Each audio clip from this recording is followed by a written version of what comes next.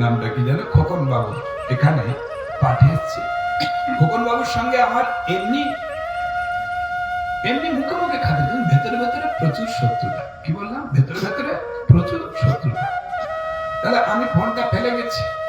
একজন যে ফোন করেছে তাকে খোকন বাবু চেনে, এবং সে এটাও জানে তার সঙ্গে আমার মুখে মুখে খাতির, কিন্তু ভেতরে ভেতরে তার সঙ্গে আমার শত্রুতা।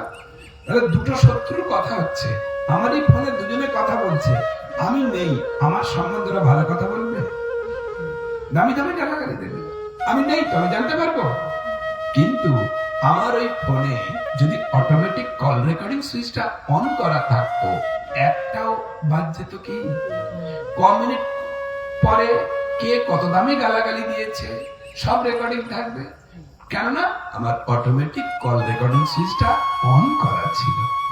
যা কিছু হবে সব যেমন রেকর্ডিং হয়ে যাবে, ঠিক তেমন আমার গোবিন্দ এই দেহরূপ ফোনটাকে যেদিন বাজারে লঞ্চ করেছে না, ওই অটোমেটিক কল রেকর্ডিং সুইচটা অন করে বাজারে ছেড়েছে, একটাও পাপ একটাও পুণ্য বাদ যাবে না।